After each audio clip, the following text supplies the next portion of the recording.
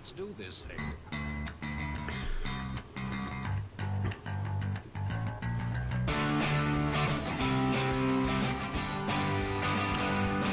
Oh, welcome to the LARPBook Show. It is the 10th of March 2018 on a Saturday night because we're doing something a little bit special. We've got Matthew and Steve who are actually running a Vampire the Masquerade game. So I'm Stuart Edwards, that's Robert, and that's Luke, and that's Matthew, and that's Steve. Hello all, how you doing? Howdy. Hi. Hi then. Yeah, whatever. I know, dragging people on here on a Saturday. I mean, what was I thinking, eh?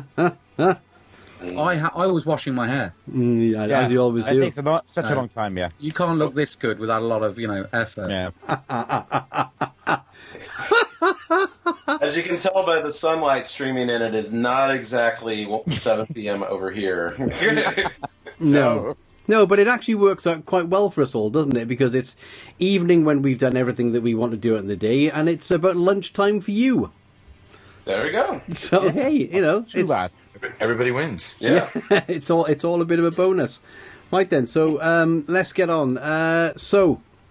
Matthew. Now, if memory recalls, you have either A, run or attended, I can't remember, another game like this before. Is that correct? I've attended 2 games like this. Like this, right? Yeah. End of the Line, New Orleans. Yeah. That was run at Grand Masquerade. Yeah. And I helped run the digital part of Enlightenment and Blood in Berlin. Right, okay, dokie. And if memory recalls, it was the Berlin one that was massively successful as well, wasn't it? I think both of them were successful. Yeah, The okay. End of the Line mate got them nominated, and I can't remember if they won or not, but they got nominated for a Diana Jones Award. Okay. For the Grand Masquerade. Cool, excellent. It must have been awesome in New Orleans, though. I mean, Vampire capital, pretty much as far as we're concerned over here. Yeah. Right. So, I'll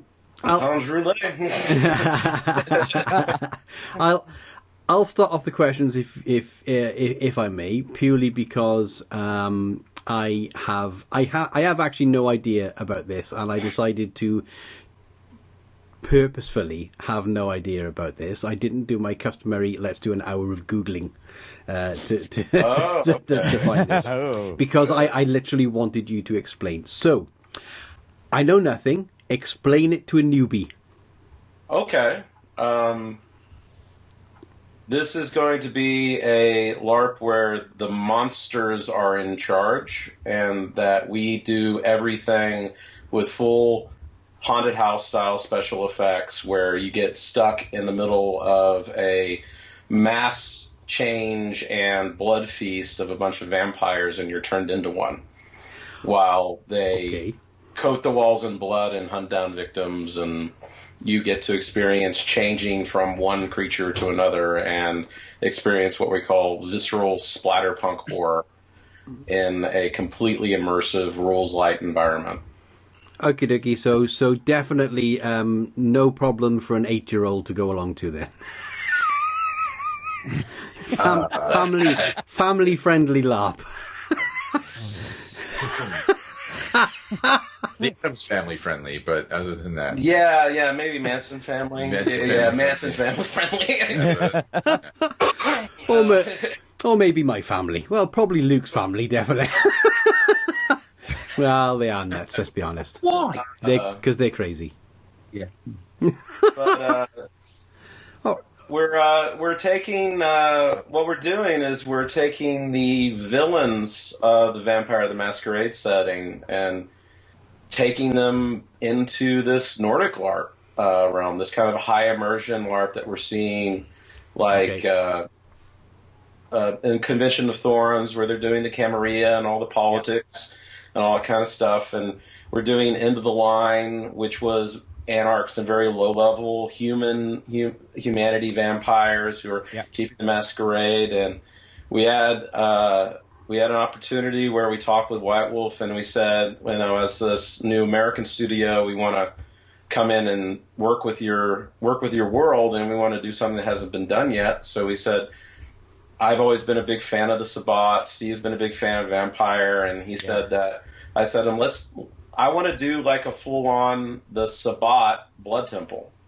I want to do the villains who go in and treat humans like cattle and embrace like large amounts of low-level vampires as part of their war against their enemies, and the guys who hang people from meat hooks and have blood chandeliers. I want to do that. And the only way to really do that was to do it kind of in that blockbuster way where we could get the people to come in and make the props and do the stuff. Yeah, and in case it's not clear, most of the players begin the game human. That's a good point to make clear. So, Okay. as a player, why go in human? Not possibly expecting what's going to happen. Definitely not expecting what's going to happen. Is that fair? Yes. You think that this is just an illegal rave in the countryside outside of Austin, Texas? Yeah. That you got invited to. Okay, right. And after an hour or two, things start going weird. And I would take it rapidly downhill. Or uphill, depending on how you do it. Yeah, depending on your point of view.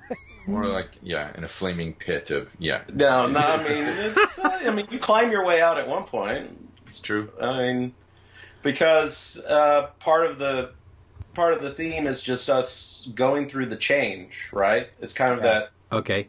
What happens when you have people who aren't special, who suddenly are special and are a little bit less human? Yeah. And what happens when you have that kind of change in dynamic, right? Yep. Good question. Maybe for some people, some of the characters, maybe being turned into vampires is the best thing that ever happened to them. Yep. Yeah. Okay. We do have one question actually very quickly from Facebook. Debs asks, is there any way to stay human? Can you fight for your life? You can, if you want to negotiate being one of the last to survive. Okay. You could, because a lot of this game is consent based. Right. And there's no conflict system traditionally, really. You have to consent to what happens to your character. It's a very light rules version. Yeah. And there is a, I hate to use the word plot because there's almost no plot. That's not what it's about. But there is kind of a plot point at the end where we need, There is. Oh, we can tell them about it. Yeah. The entire setup says that we're not going to tell you what happens during the night, but two things have to happen. Okay. Which is the place has to burn down at the end. Yep. And we're actually going to burn down a building facade at the end where everyone stacks everything in there and just burns it to the ground to get rid of all the evidence. And two, there is one mortal that survives who is mentally dominated to not tell anyone except for other vampires what happened. Okay. It's so that the other vampires the Sabbat are at war with, the Camarilla, it's basically a little message in a bottle to them about what's coming. Right. Nice. I like it. Do you know what? That's already got my brain kind of going. Doing the whole.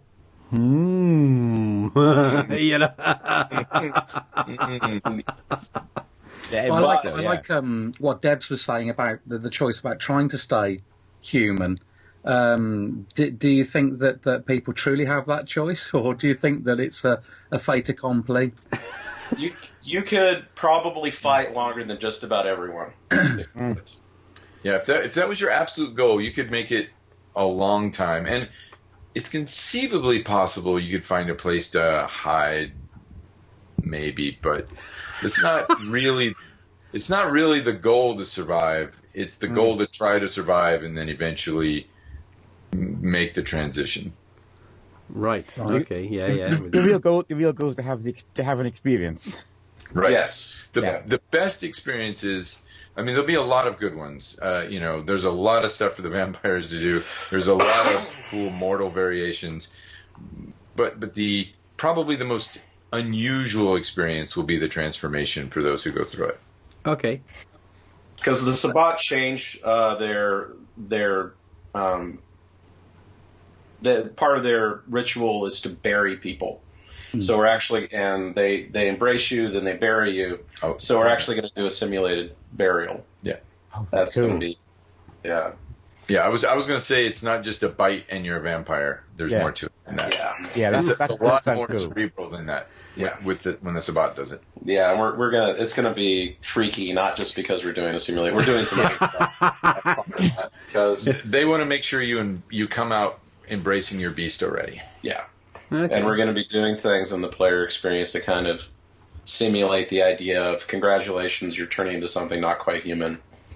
And to kind of get people into that groove so they have this like transition.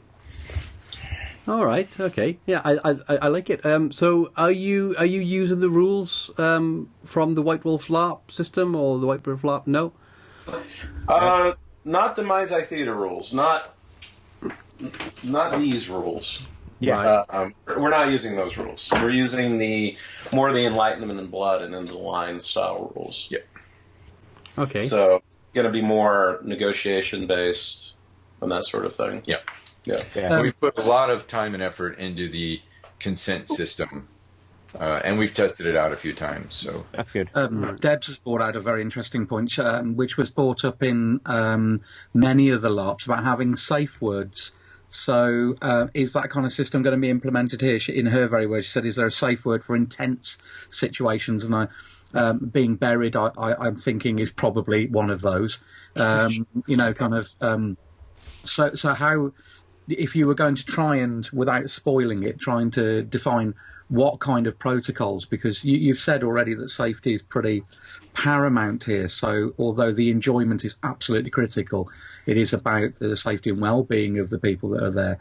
How would you reassure people that, by trying to be real, by trying to give people a scenario that they can immerse themselves in, how are you also going to keep them safe? can I do this one? Oh, sure. I'm good at this one. Yeah, you're good. Okay. So, Go for it, Steve. yes. So what we came up with was a method that not only communicates and gives several opportunities for checking in with people, but does it in a way that doesn't disturb the action and the experience for people around it. So we're doing it all via hand signals.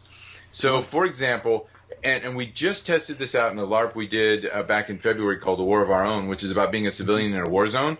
So there was a lot of soldiers, harassing and bullying civilians, and there was a lot of psychological stuff there. So we got to test it out, and it worked really well. And the idea is, when you're interacting with someone, you give them the "Are you okay?" symbol, right? And they can reply back either "I'm okay," "I'm good," "I'm not so good," "Seriously, this is not fun at all." And then based on those reactions, no one actually has to actually stop their dialogue and go, "Hey, are you okay?" Like if I'm yelling at you and you're like, yeah, this is awesome, we can just keep yelling at each other, right? Yeah, but then the moment you get one of these, then, like if there's a support staff around that's also joining in the whatever, they'll back off, and then we immediately begin negotiation. If you come up to something like this, then there's a serious issue, and we need to figure out what we need to do to make to give this person back to feeling safe again. Mm-hmm. Likewise, we have, there's also what we call the block rule. So, for example, we're interacting, and you're holding, a prop gun in your hand, and I love the way we're interacting, but prop knives. But prop knives scare the crap out of me, right? Mm-hmm. So to do something then there's a block method where I would just go block knife. I could go as simple as block knife, and that tells him, hey, everything else is good, but that knife, seriously, I don't want it anywhere near me, right? Mm-hmm. So then the knife goes away, and the conversation keeps happening, and you have the ability to rank, to ramp it up or ramp it down based on the individuals that are interacting without anyone breaking their dialogue in an obvious way that takes anyone else out of the scene. That's really cool. Yeah, it gets rid of that social barrier because no one wants to be the wet blanket. And if you give a way to do it in flow, that actually makes them more likely to use it. Yeah. And then there's one more on top of that.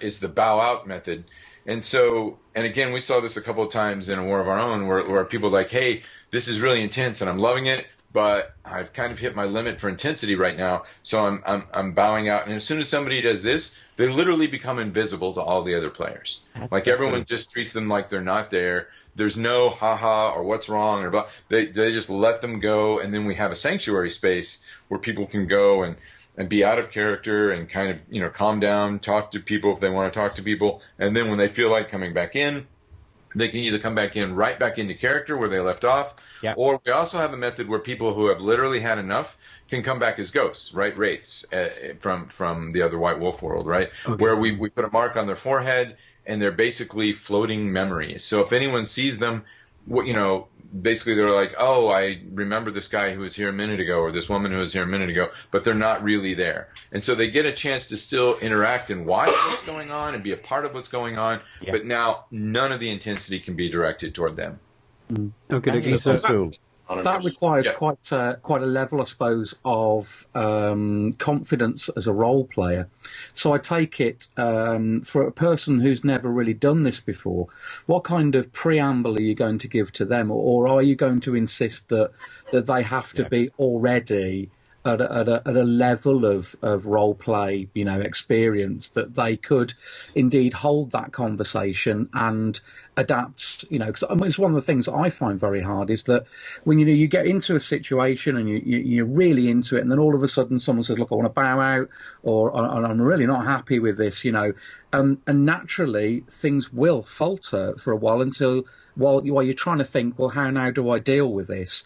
And people can find that very, very difficult. So how do you prep people for that kind of continuity so that people can indeed enjoy it and, like you say, that flow can be maintained? So the event actually starts at noon that day, and there is a meet and greet before that, kind of lunch meet and greet before that. And then there's 6 hours of safety, consent, and acting workshops, and then another 3 hours of character workshops and things of that nature. So noon to 5. Yeah, noon to 5, basically. Yeah. So 2 hours of character. Yeah. So that part of that is getting people together and getting people comfortable with each other. Yep. We're going to be working with people who have been LARPers for a long time, making sure that we have good, mixed groups of people, and making sure that everyone's comfortable with, the safety and consent and all other mechanics. And we'll be going over things like how to do yes and, how to do acting, and how to establish flow. And part of our intent is to become very newbie-friendly. And this is an extremely newbie-friendly game because you don't need to know anything about the World of Darkness or Vampire the Masquerade. You just have to know that raves existed in 1998, and that's where you are, and you're in Texas, and you can learn everything else from that point onward. So from a lore standpoint, new players really don't need to know anything, and from an acting and consent standpoint, we're going to spend a lot of time educating people on how to do this and putting them with people that they're comfortable with and how to keep flow with them. Yeah. On top of that, if an issue comes where you have two people who are inexperienced, we do have a monitor staff who are not playing, who will be wearing reflective vests or armbands during the event. They will be stationed at critical safety areas like the graveyard and other places we don't want to talk about yet. Not that there would be a graveyard. Yeah. Well, we're burying people. Or burying people. Yeah, the graves are. Right. We've revealed that much, Steve. God damn it. We've said too much. But we're going to have safety monitors all around the site, both patrolling and at places which we would consider to be critical, who are trained to intervene in situations where they think maybe somebody isn't respecting the rules like they should. Yeah. Or if there seems to be uncertainty, they can be consulted in order to make sure that everyone's safe and everything's going smoothly. Right. And I mean, the workshops are not just going to be us talking. We're going to have them go through little scenarios and actually test out the mechanics so they get them, a little bit of muscle memory so that they've done it a few times before game ever starts. Yeah. I like that. Yeah, I think that's really important. Okay, cool. Do you know what? It does sound like you've really thought this through, which is very good. I mean, it's very rare for anybody that runs a LARP to have not thought these things through, but you've really put your heads together and tried to come up with a system that is what seems to be fairly simple to follow, and especially with the workshops that you've got planned as well. I'm sure people will pick it up in no time, I expect. Well, we're kind of I have to point out, we're standing on the shoulders of giants a little bit there, because one of our partners in developing this sort of stuff is Participation Design Agency out of Sweden, who did Enlightenment and Blood, who did The Line. And they partnered with us, and they're advising and helping us develop these workshop methods. Yeah, there's a lot of inner LARP community conversation going on. Right. And I think it's going to be kind of a watershed moment that we're able to do something like this and have it come off. Something this horrifying yet safe. Yes. Yeah. Scared safely. But that's the point, though, isn't it? Because if you spend time in the preparation, realistically, the immersion is going to be so much easier to handle, isn't it? Because you've already prepped, people are already signed on to it. They understand what it is you want to achieve. They just don't know the story. So I think that's probably a very wise move. And in conversations with a lot of the European LARPing communities, they do spend a lot of time, don't they, on the psychology of safety, that mental kind of safe ground, as well as the physical safety within a LARP, and that's very, very important to them. And I think that's probably why, to a certain degree, I think they put us in the UK to shame, because I think they do. I think we restrict ourselves to a certain degree because we're fearful of that kind of intensity, whereas I think the rest of Europe and maybe America have kind of embraced taking it to that next level, which I think is where you are now. My particular soapbox when it comes to this is I think that there's this conception that emotional safety and what I like to call calibration techniques, I didn't coin the phrase, but I think it's perfect, is there to mute the experience when that's not what it's for at all. It actually makes the experiences more intense because it allows you, my phrase I keep repeating is to go boldly into the darkness. Yeah. Because you get people who don't, if you're a good person and you want to do something screwed up, you don't know where the other person's limits are and you haven't established a way of establishing that, you don't want to go as far as you think you can. You kind of want to step gingerly into that. Yeah. And Well, and plus, the fact that people know that there's a safe hand sign, right? The fact that people know people are going to be checking in with them allows them to go further, because if you don't know that, then you start putting up the cautionary, you start backing off way early to prevent it escalating. But if you know you can escalate to a point and cut it off at any time, that gives people a lot more freedom. Yeah, that's right. I suppose there's only a few players that I am comfortable with getting, quite heated discussions, fights, hell, even love scenes, that I know will be able to take it that way. No, I didn't look at you, Luke. That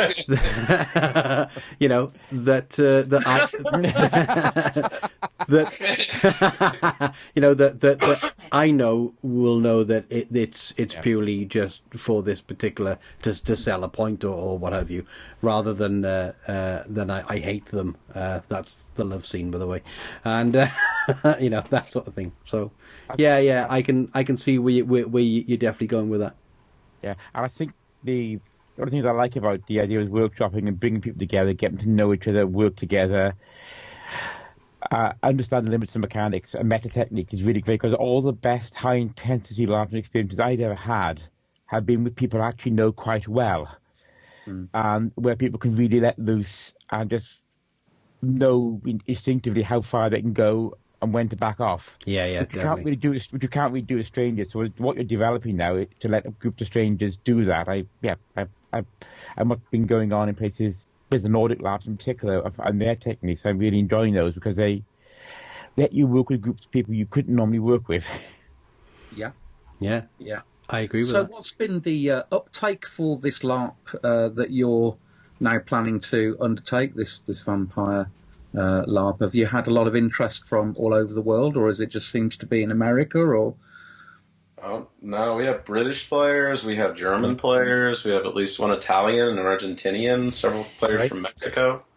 Because we're, right in their neighborhood, and there's a fantastic. I'm ashamed I was so ignorant how big and fantastic the Vampire the Masquerade scene is in Mexico.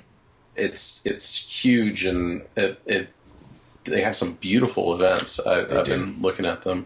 Mexico City, Mexico City, yeah. So we're having people from all over, and like people who haven't played Vampire in years or have perked up and said, you say, oh yeah, we're doing full immersion, buckets of blood Sabbat, and they go, excuse me. Hello? Excuse me?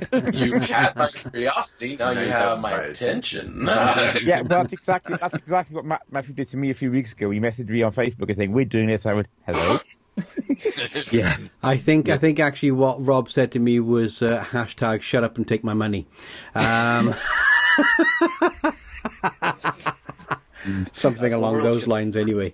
Right, we got some more questions to get through because we asked all us lot and a few people to come up with a few questions for you. So the next one we got is can you explain the relationship with White Wolf for this? So this is an official game. This is a licensed game done with White Wolf's permission. We are doing it with White Wolf's approval, and we are in communication with the White Wolf and V5 creative team and the By Night Studios team. And they aren't working directly on it, but we are collaborating with Martin Erickson and Jason Carl and other people over at White Wolf. And while this game is set in 1998, which is the blood and guts era of the Sabbat, we are going to be including bits of things from Vampire 5th Edition into it, little snippets. Okay. That we made privy to via our relationship with White Wolf. So there's going to be some hints on what's to come, but this is the real deal, and they really are 100% backing us. And they've been fantastic, and all the other White Wolf licensees have been remarkably fantastic. And when you approached them, did they go, oh, okay, yeah, all right, or was it like, let me just go and ask the PR department? I think it's a little bit of a combination of that's awesome, however. And it was like 6 months of talks because they really wanted to get to know us. Yep. Yeah. And they wanted pictures, they wanted concepts, and they really wanted to make sure that we thought through the safety ideas, but at the same time that we were really staying true to the material. So, they wanted to know we loved it. Yep. Yeah. Oh, that's and I good. think that's actually understandable, isn't it? Given that you're going to take something that is probably their baby forward. Maybe in another direction, in another kind of format, and I can kind of see why they would want to know who you are and that you're serious about it and that it's going to be a positive experience, Yeah, and there's also talks with people who are part of the White Wolf family but aren't in there or are currently in the company, but we wanted to make sure they were cool with it. We've talked with Justin Achille and said, you're the author, you're one of the main brains behind the revised Guide to the Sabbat. What do you think of this? And he was very supportive, and he said, I understand why the changes I made, but I think this is awesome. I think this fits what we're doing. The By Night Studios guys have done a really great job updating the Sabbat.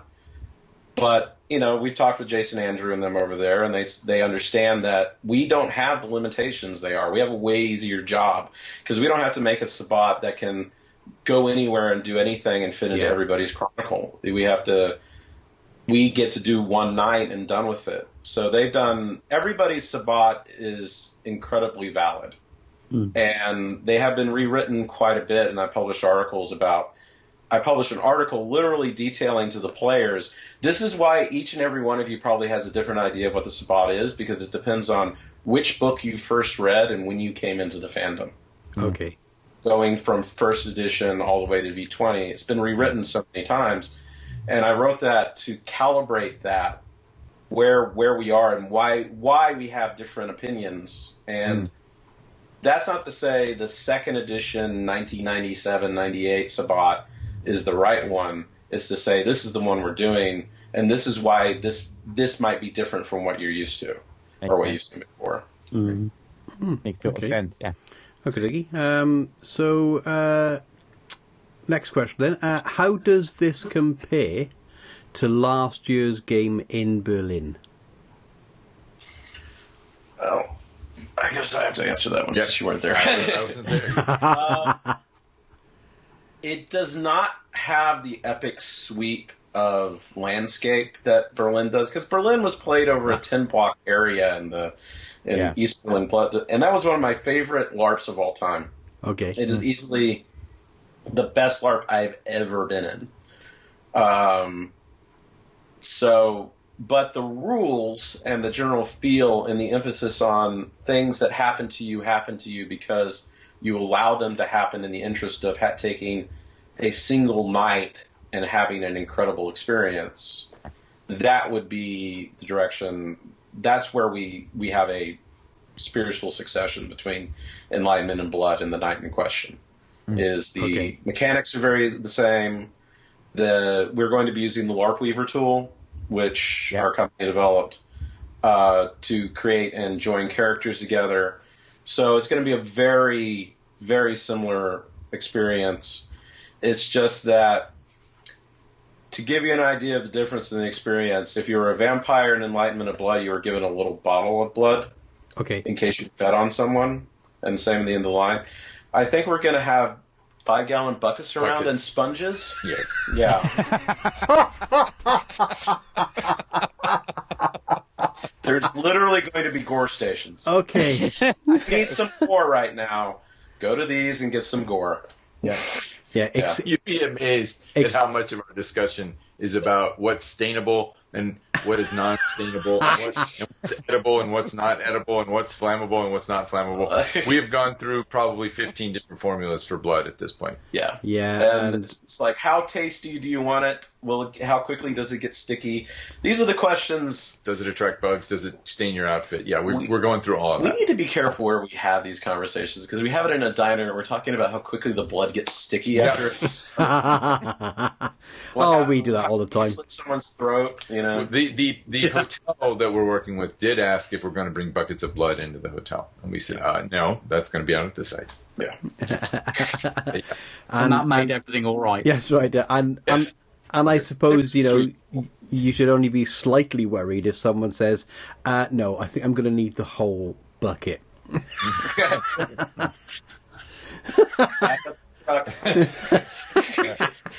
Simmy, you get to drink from the fire hose. Yeah. Okay then. So let's say by some miracle I actually win the lottery tonight, and I actually have enough money to come along to Texas to play this game. Talk me through a little bit about the character creation side of things then. So a majority of the characters are going to be human. Yep. And there's going to be some vampires that are open, but you're going to select what kind of game you want. We're going to ask you some questions like, are you interested in personal conflict? Are you interested in power dynamics? Are you interested in losing inhibition?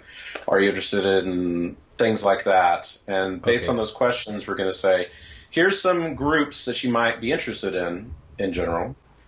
And based on those selections of which groups you want to fall into, then it will say, all right, here's some summaries of some characters. They're pre-written characters, but they're going to have bits and pieces that you get to select about where you want to go with them. and you select that. All right, so I'm going to interrupt. So he wrote this, so he's underselling it. I'm going to pimp it for him. Okay. So it's called LARP Weaver, and so my first experience to it was for A War of Our Own, but it's way cooler than he just made it sound. So you basically start off with several selections, and then from those selections, there are all these trees that branch out. So like, you make a decision that seems kind of harmless at first, and that leaves you some other choices. And so you end up with a customized character at the end, and they're all going to be different, but you had a way of getting there, but within the confines of what, we wanted to see in the game, right? So there's no one who's going to bring in a 12th level paladin, right? We've guided it to certain selections, but they're all customizable. But then when you get there, like let's say I chose this group, this group, this group, and this group, then there's also a potential for secret information that's involved based on the group that you're in, and based on the groups that you're in, they are groups, so you're going to know some of the other characters before you ever even show up. So we have opportunities for people to meet, before they show up. Part of the workshopping is, hey, here's the group of blah blah. If y'all want to, kind of interact a little bit. So you walk into the game not only with this, kind of well thought out history, but also with contacts already made, with motivations that you helped guide in the character creation process. But so you get something you want, but also something that helps play. You run, and you're already running full speed when the play starts. You don't have to make stuff up, because we only have one night, right? So you hit the ground running. I'm sorry, I'm that you too humble yourself. for you. Yeah.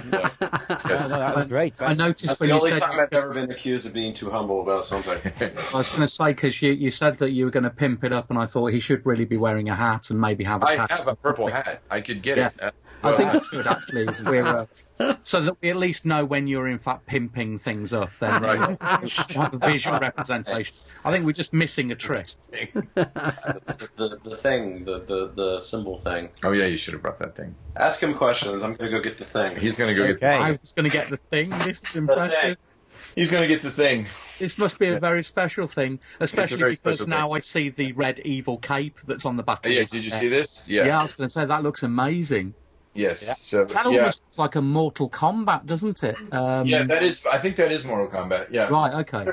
There are many props in here. Not that this has anything to do with what we're talking about, but yeah. Okay. So let's look. If anyone in Facebook just wants to pick a book and we'll read it from any pictures in the background. Oh, that's nice. Wow. I like it. Yeah. Anyway. Yeah, I like it a lot. That's amazing.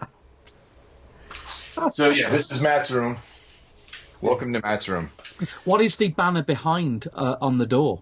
That's for another LARP that Matt created called Planetfall, which is the idea is you're a colony in the far future that's landed on a planet, but things have gone terribly wrong. So instead of 5,000 people landing at once and forming a colony, 20 people land, and you have to start survival with nowhere near the right material and equipment and personnel to get it going. Do you know what I was really hoping you were going to say? It's just a towel. Oh. Yeah. It's an old T-shirt. Here's the thing. Matt's back and you have a thing. That is a solid steel thing. That's Now, I tell you fantastic. what that reminds me of is Conan the Barbarian. Do you remember the the snake kind of logo they had there? Yeah. Yes. Very But nice. this is the actual Sabbat symbol, and we had a friend who had a laser cutter and a bunch of rusty steel. We've all got them. Yeah, it's in the back garden. That is a solid piece of steel. Yeah. So, what's it going to be used for? Stabbing. Oh, it's going. Stabbing. Yeah. Well, yeah, we could probably get someone from it. It's really a multi-tool, really. Torture device. This but part, also, this part is for opening. Wait, lift it up. Yeah. This part is for opening really big bottles. Yeah. but And then more obviously than you've like got the simple. toothpick as well. Symbol. Yeah. So this is just one part of a larger set, but it's neat enough and wonderful enough. I feel the need to show it off. Yeah, But, definitely. yeah. But yeah, you should show that off. That's awesome. we like props, but admitting you have a problem is the first step on the road to recovery. And this I don't know is what the indeed second step therapy. is.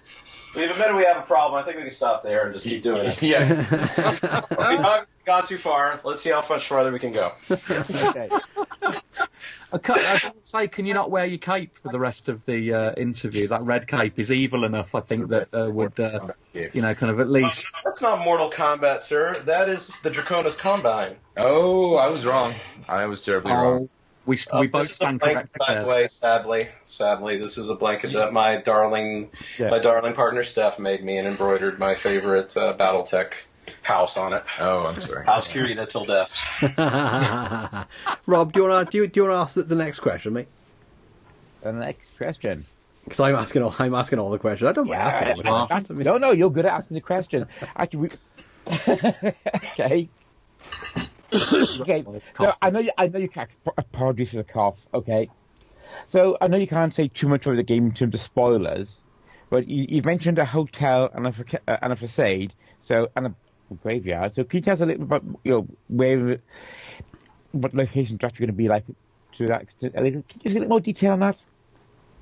Well, so the hotel is where we're going to meet up and do the workshopping first, and do makeup and fangs and that kind of, and some really advanced makeup for some of them, and then we're going out to the site itself, which is just down the road. Yep.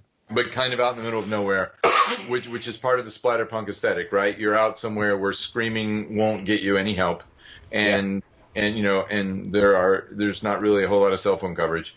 And it's a wooden little bar towny looking thing, that people have. It looks like some people have built it by hand because people have built it by hand. Yeah, and it's going to be a rave setting, literally a set of buildings out in the woods. Okay. And with a stage and a DJ booth. Yep. They use the site for both LARPs and raves. There's an actual rave going on tonight. Actually. I'm going to live stream from there to show what it looks like when there's an actual rave going on. Crap. Yeah. But they have all these like little side rooms and buildings, and there's a big field next to it that has oil pumps. And Robert, if you come, we can have like the cow. There's cows next door too, so you'll get the full Texas experience. There's this wonderful rusted oil tanks that are on one edge of the property, and so there's this bar like dance area, and then there's like all this like empty field around it and like old buildings and stuff that we can hide all sorts of wonderful things in the dark. And not that we would, but we could. We could. That's a fantastic idea, Steve. We should get on that. Yes. Yeah. Luke, have you got the questions up or? No, I haven't. Oh, that's fine. I'll ask the next one. Go on, Stu. He was playing with his hair. To the ground. Yeah, he's playing with his hair. Yeah. So what sort of response did you get from the fans? As literally, Vampire Masquerade does have just a very small following. It's only one of the, it's only probably the most influential pop culture RPG. I think there is. Sure. Yeah, the biggest LARP for sure. Yeah. As far as the setting goes. Yep. I mean, even D&D, no one setting has the same kind of grip that Vampire the Masquerade does. So a little bit of response. A few people noticed. No, it's been fantastic. A few people noticed. I mean, I think some of the initial, were all about which Sabbat are you doing. I think there were tons and tons of conversations about, but which Sabbat? And people got really deep into page 257 of book 14. It's, that kind of conversation, which is why Matt, published kind of, here's what it is and here's how it might be different from what you're used to solidify it. Because we had a lot of questions right up front about, exactly what kind of Sabbat is this. So people care a lot about these guys. Yes, they do. I think, the people who play Sabbat LARP, they're true fans. They really are. They have really strong opinions about them, and I'm glad that we've gotten such a positive response, even from skeptics, once they've seen what we're doing and seen that we care about it just as much as they do. Yeah. I just want to backtrack just a little bit. Brian in the chat, when we were talking about props and having a problem and what have you, as far as he is concerned, he doesn't seem to see a problem with any of that, though. And Brian, we completely agree, mate. 100%. Brian, could you talk to his wife and my partner? And explain the shed full of stuff. Right. I mean, it's not like, I have knives and ancient grimoires just hanging around. I gave him a sample of the ancient grimoire. Yeah. One of the ancient grimoires. Steve made this. I This did. is fantastic. I made that. Yes, it's true. You did, didn't you? Nice.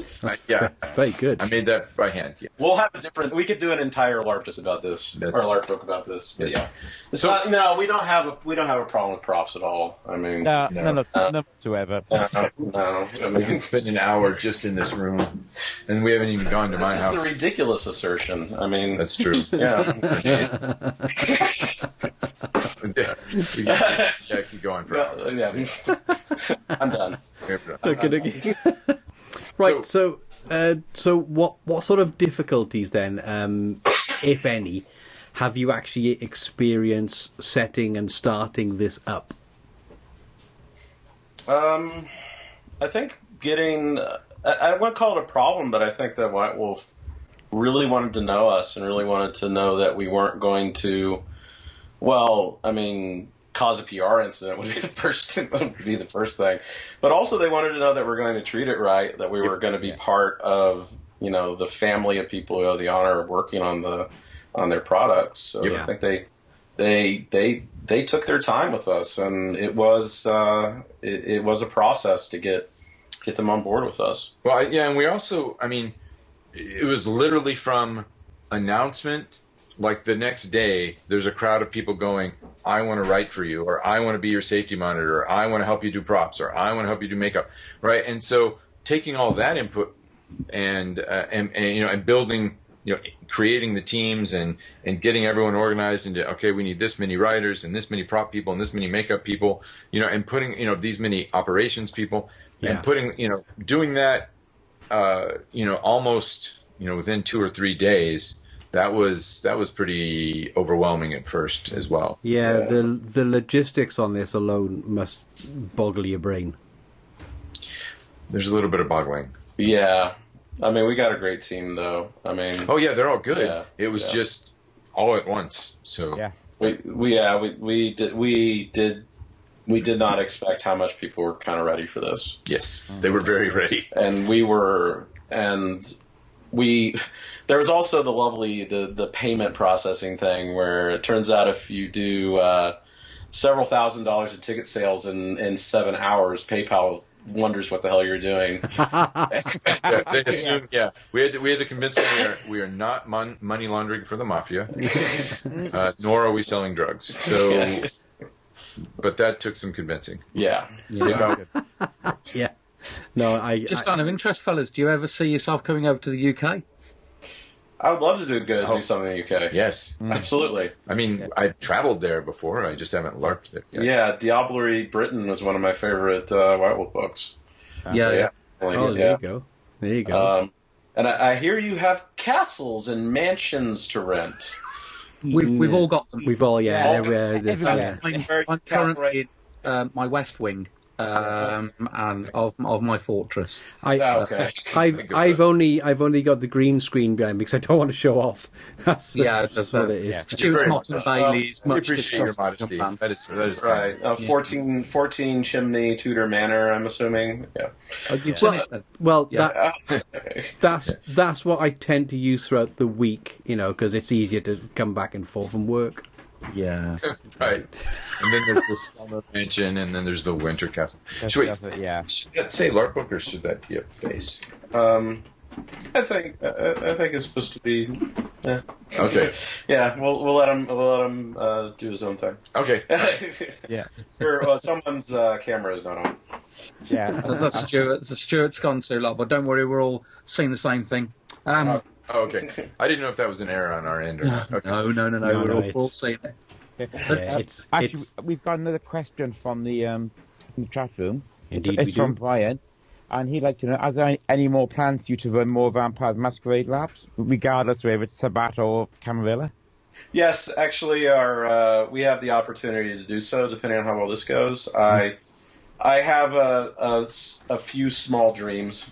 I actually, with the response I'm getting from the people in Mexico, I'd really love to run like a version of this in like Mexico City. Yeah. That would be Right, yeah, because connection in between the Sabat and Mexico and in the setting, that would be really awesome. Yeah. I'd love to do something in Los Angeles maybe, and I'd also like to do something in Britain because Victorian Vampire, would be great to do. Like if we could actually do like a Vampire the Masquerade Whitechapel would be fantastic. Yeah, if we could pull that off. In London by night. Yeah. Yeah, I mean, I have to say that a lot of cities now, major cities, are really getting onto the idea and signing up to the idea of these huge scenarios going on within city centres. Mm-hmm. That, of course, all started with The Walking Dead, didn't it? There have been quite a lot of scenarios where they'll actually take over an entire city centre and you've got to get from A to B. It's a very simple scenario. You get from A to B and everything is in your... And, right at the end, everyone has a massive party. But it's everything is in your way. Yeah, they've actually got some very clever and interesting ways of doing those sorts of things. For instance, if any buildings are part, because it'll be on you call them city blocks or what have you, but we'll just call it an area. That if there are any buildings that are part of the game that you can actually interact with. There'll be little signs in the window, and the people in there are actors, for that particular game. So you can go and hide in there, and other stuff can happen. But it is literally, you have to survive until the morning. So it starts around about 7 p.m. And then goes right through till around about 5, 6 in the morning when the sun comes up. Basically, and you basically have to survive. And I suppose the point was that a lot of the major cities now have really signed up to this, whereas maybe 20 years ago it was only films that did this kind of thing, especially in the UK, and we're still very conservative with that. But I have found that there's quite a lot of cities down there that are saying this is like a really good idea. It brings people in. Why not? Yeah. Nothing happens. They're not causing any real hassle. They seem to have a really good time. So let's do it. I know Cardiff was one of those, kind of cities that signed up to it. So, maybe if you want to come over, we could put a good word into the Welsh Assembly for you. A good word with the Welsh Assembly. That sounds like I'm not sure who's going to do that, but we'll all put a good word in. We'll have a chat to them. We'll just barricade them in and just say that we won't leave them alone. I know exactly what we'll do. We'll just get Reese on the case because he knows. Our friend Reese, he knows that. He knows everybody, and they all love him, so he's great. Steve will tell you I'm never I say I'm out of ideas, and then someone says something, and then I have one. So if there was I don't remember you ever saying you were out of ideas. I've said I'm out of ideas. You just weren't. You're a liar. But but if there was a nice kind of still London by gaslight cities, city center somewhere that looked was still had the Victorian style for the most part and stuff. I'd love to do a Victorian vampire that was the last night of Jack the Ripper in Whitechapel. Yeah. And what happened that night in the World of Darkness, and what actually happened. Well, if you think about it as well, I mean, you talk about stately homes and what have you. We actually have one literally on our doorstep, down in Newport, don't we, Luke? Yes, we do. Or of course, we got St. Donat's Castle as well. On Luke's doorstep. Which is actually my east wing. Right. Well, Netflix over here just released the Weekend Aristocrats, or that series BBC made about the people who the aristocracy who rent out their homes for events. Yeah. And I have to say, I have not been able to. It's a series where it's basically a reality TV show where there's people, aristocrats, who rent out their ancestral manors for weddings and stuff, and the various things they have to deal with. And I can't, It's like, I wonder. There's definitely a whole sort of vibe going on there. But there's people like Mark Reinhagen just did a fantastic his Game of Fangs game and Ukraine. Let me just make a note. Where it's like this museum with this wonderful, wonderful, classic, beautiful style. And this would not be new because the Magic School LARPs, of course, are renting these things out left and right. I'm doing they've got a lovely location sorted out. Yes. Yeah.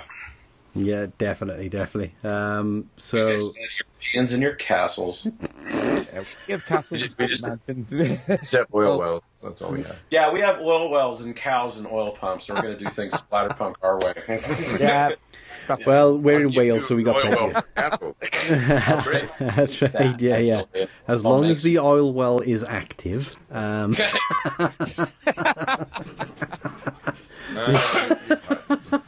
You got it. The castle's not active. Why should the oil well be active? That's not fair. Oh, nice. Okay. Rob's put a little note in here. I think I actually saw this as well. Congratulate you on War of Our Own. A War of Our Own, yes. Yeah. So you raised cash for charity. So we did. Talk a little bit about that. Tell people kind of what happened there, and I'm hoping that you're probably going to do the same thing or something similar again. Yes. So. We contacted 11-Bit Studios, who did the computer game This War of Mine, which is based on being a civilian in a war zone, and we wanted to make that into a live action experience. And I'm a war veteran. I've been to Desert Storm, Bosnia, and Iraq, and so and one of the things at the background of all of this is that in all three of those deployments, people would come up to me wanting to tell the stories of their experiences. They would see a soldier and want to share. And so from that, I got the impression that there are a lot of people out there who are afraid the world doesn't understand what kinds of things they've gone through, and they want people to know. So that was the intent behind it. And the 11-Bit Studios absolutely supported us. They gave us, free copies of the game to give to the players. Yeah. And so we kind of modeled it on that, where we had an airsoft site which has kind of a mock ruined city in it that looks like a refugee camp, and they have a lot. They also are a military museum, Temple Airsoft. Yeah. And they have military vehicles there too. So we were able to do things like put people in the back of a 5-ton military truck, pull down all the tarps so they couldn't see anything, drive them around in darkness for a while, take them off in a field, and immediately have sniper fire start shooting at them with real blanks. With real blanks, right? Yeah. So okay, yeah. So and then we made up some ethnic groups. Basically the purple, the oranges, and the pinks. And we did a whole kind of thing there, so it felt real, and it was very similar to some of the situations that you see in the real world, but different enough that no one brought actual real ethnic conflict into the game. And we were able to raise $1,000 for it was going to be for War Child, which is the European version. They told us to go to Children in Conflict, which is the exact same thing but the American version. We raised $1,000 for them, and we're going to do another one next February, same location, but it's going to be bigger, and we'll have a lot more stuff in it. And we have a lot of interest in people helping out, people donating things. A lot more people want to come play. And Children in Conflict is a really great charity because they focus mainly on it is what it sounds like, providing education and care for children who are victims of crisis areas. Often you have children who don't get proper education. They miss out mostly on the early education because of this. So they're doing reading and writing classes and making sure that they don't have a permanent lag in their education due to war experience. So they're a fantastic charity. Plus orphans. Literal war orphans. Refugee children in general, but yes. Okay. That's a wonderful charity. That's wonderful. Any other? My apologies for stepping up from when I got called away momentarily, but that's thank you for explain all to us. Are the French at the walls of your fortress? Is that the problem? Or? It's the English. I'm one of them. We are on a quest for the Holy Grail. No, it's okay. We have already got one. You're going to start us quoting. No. Just run away now before Stuart gets into it. Because you have to run away. I mean, no one expected the Spanish Inquisition, really. Amongst our many LARP topics are. Okay, no. Stop. This is entirely too silly. Yes. And now for something completely different. Completely different. Yeah. And see. Okay.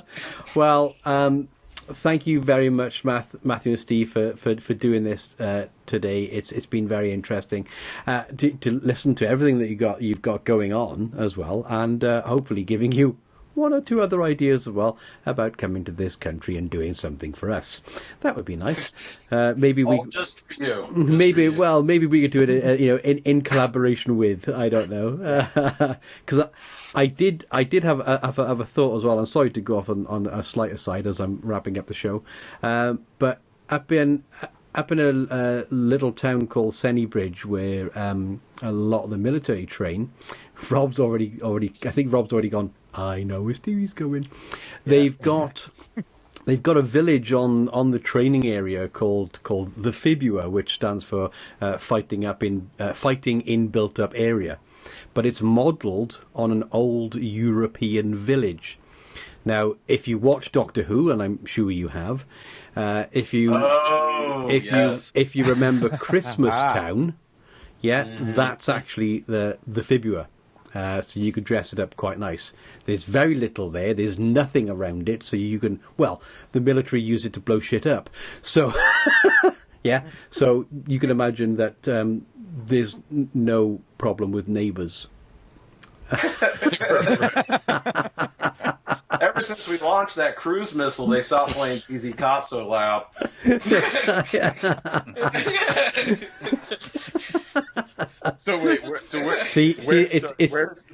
It's interesting. It's interesting, right? You say cruise missile, of course. We would say artillery. Once we launch the artillery. See, I've got to ask. It's funnier to say in a redneck accent. Yeah. I've got to ask this now. Now we're talking about cruise missiles and what have you. What is your kind of view of Trump and Kim Jong-un having a meeting? Then this is hit on you. That's all the time we have. Where's that big red button? I have a big red button. Big red. Everyone in the UK, they're going, no, really? You can't put those two together? No. Oh, no, come on. You can't do this because literally my button is bigger than yours. Genetics. We accept your apology for this evening's mistake, and I hope that enough of you will survive to accept our apology for our counter mistake. Missile headed toward New York. On that, we go back to the fibula. Sorry, that's actually. We'll get this. I have their Facebook. We can. We can know what town it's at. It's okay. I'm taking notes. When we wrapped up here, we can carry on talking. It's not a problem. We probably should tell people where to get tickets. That's an excellent idea. Yeah. So it is at Jacalope-LARP.com. Jackalope Live Action Studios is our company. You can search for that on Facebook, Twitter, or on Google, and will come up. So Jackalope Live Action Studios. The tickets, there are 8 early bird tickets left that are $150 each. That includes the full evening. And then they're going to bump up after those are sold, because that'll put us at 100 players. It'll kick us up to 180 per night. There's one advanced package left. Most of them are gone. The ones that included fangs being made for you. There's one left for what we're calling the True Monster, which is the one where you get full prosthetics and stuff, and you get all Zamisi'd up if you're a fan of the setting. But most of the tickets are going to be $180, though there are 8 tickets left that are only $150. Wow. For the day. Yeah. So you've done quite well so far. We're done good. Yeah. Well, but I mean, keep in mind, the more tickets we sell, the more goes into the prop budget. Yeah. And when is this running? When is this running again? This is going to be November 17th, 2018, just outside of Austin, Texas. Right, there you go. So If you go to the Night in Question website, which I'm sure you'll link to. Oh yes, we will. You'll see how travel, accommodations, how to get here, how to buy tickets, and just a general overview, as well as our design journal. Excellent, excellent. Well, Matthew, Steve, we'll link to all those two. That's great. yeah, Sorry, Stu. that's fine. Matthew, Steve, yeah, absolutely. We'll definitely get those links. At the bottom of this video, I'm sure Rob, if he hasn't already done so, has already got a page up on LARPBook somewhere about it. If not, that will be coming imminently, I expect. Matthew, Steve, thank you again very much for doing this. Rob, Luke, thank you for being in on the show. And thank you to everybody on Facebook as well, who actually put questions in and was here to listen and find things out with us. I'm hoping to do more of these in the future with other people, where you just literally sort of pop in and ask any question you like. I mean, this was a bit more focused, but eventually, we'll start doing some decent AMAs. So that's kind of it from us tonight. Just bear with me while I get up some more things, because I didn't put the rest of the stuff in. And it's that seamless link that we're so good at for start and ending shows. Trademark. You can't see it, can you? No, it's completely seamless, all in the editing. And now the American Satanist part. Where is my big red button. He's now. We hate props. Yeah, I How can. many props can one LARPer carry? I can definitely. Hate props. And so we turn to the Book of Knowledge, Leviticus 4, Jackson 5. You're a wizard, Harry. Right. That was good. Right, so thank you very much for being here again, guys. So music was provided by Ben Sound at bensound.com. Pop across to the patreon.com/LARPBook. That'll really help us out to do more and more of these things all the time. If you go over to the shop, it's now actually on Facebook with the grenade. Grenade! You can listen to the podcast on iTunes, Stitcher, YouTube, Twitch, you name it, right? You'll find it. Just search for LARPBook. If you want to get in contact with us or want to write for us, anything like that, then please use the email address contact@larpbook.com. I'm doing my best not to laugh as he's now holding up what looks like an AK-47. You can go to the website over at Redbubble. No, my God, LARPBook. You can go over to our website at www.larpbook.com. I'll get there in a minute. You can also follow us on Facebook, Twitter, Google+. Just search for LARPBook. You'll find us. I believe we now have an Instagram account as well, so go search for us on there. But it's not LARPBook, it is the LARPBook, if I remember rightly. Rob, is that right? You remember correctly? Yeah, excellent. Well, the LARPBook. And don't forget, give us a 5-star review on whatever podcatcher you happen to use to get this.